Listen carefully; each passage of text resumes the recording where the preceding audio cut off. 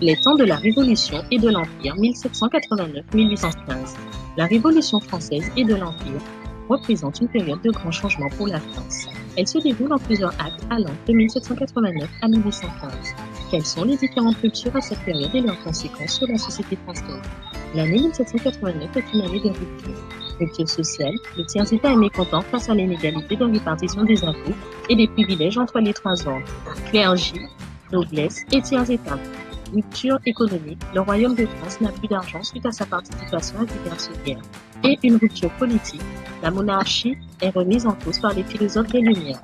La société française est alors en crise. Le roi Louis XVI convoque les États généraux le 5 mai 1789.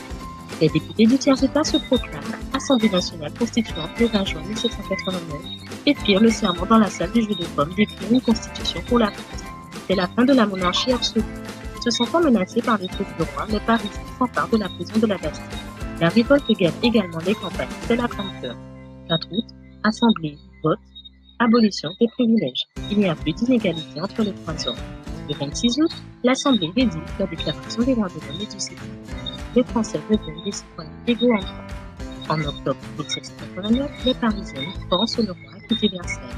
Comme le dit Jean-Clément Martin, les femmes ont été très actives dans cette période, telles que Olympe de Gouges, militant, assidu et auteur de la Déclaration des droits de la femme et de la citoyenne, et également auteur d'articles à faveur des droits civils et politiques des femmes, de l'abolition de l'esclavage des Noirs, de la monarchie à la République. La monarchie constitutionnelle marque surtout la séparation des pouvoirs, les droits naturels garantis, la Constitution, l'égalité devant les impôts et la nationalisation des biens du peuple. Louis XVI refuse la situation. Il tente de s'enfuir, mais il est reconnu et assigné à résidence à Paris au palais des Tuileries. En août 1792, le peuple se sent oppressé et trahi. Une foule envahit le palais du roi et massacre ses défenseurs. C'est la rupture avec la France de l'espoir et le monarque. C'est la fin de la monarchie et le début de la République. Le parti des Girondins, majoritaire à l'Assemblée, veulent sauver le roi. Ils défendent le fédéralisme et condamnent la violence. La nouvelle Assemblée, appelée la Convention, proclame l'abolition de la monarchie. Suite à l'exécution de Louis XVI, à Paris, la jeune République est menacée. Les montagnards, députés radicaux majoritaires, justifient le recours à la violence. Pourtant, ils défendent le principe d'égalité, suffrage universel, culte civique et surtout l'abolition de l'esclavage le 4 février 1794. C'est la terreur.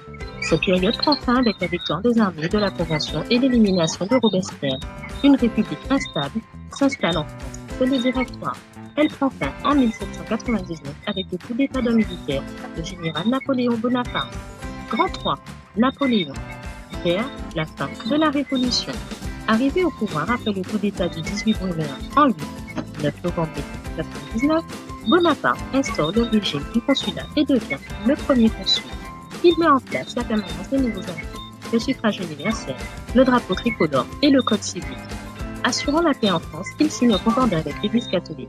De nombreuses réformes sont mises en œuvre pour redresser le pays, Banque de France, système des préfets, création des lycées publics pour l'élite et le fonds germinal. Pourtant, il s'éloigne des idéaux révolutionnaires en rétablissant l'esclavage et faisant de la femme un être inférieur à l'homme, contre l'égalité et la liberté. En 1804, Bonaparte est sacré empereur sous le nom de Napoléon Ier. Pour renouveler la société, il crée une noblesse d'empire et la Légion d'honneur. L'empire est devenu autoritaire et devient impopulaire. En 1814, la Russie envahit la France. L'empereur abdique mais reprend le pouvoir pendant les 100 jours. Il sera battu à Waterloo. En 1815, Louis XVIII restaure la monarchie et la révolution est terminée. La conquête du monde par la guerre avait propulsé Napoléon au pouvoir, c'est elle qui le conduira à sa perte à Saint-Hélène en 1821. En résumé, l'année 1789 est une année qui met fin à l'ancien régime. Le roi est désacralisé, on assiste à la mise en place de nouvelles idées et valeurs, la liberté et l'égalité. Les acteurs sont nombreux, les sans-culottes, les élus et les hommes de couleur. On assiste à la sécularisation.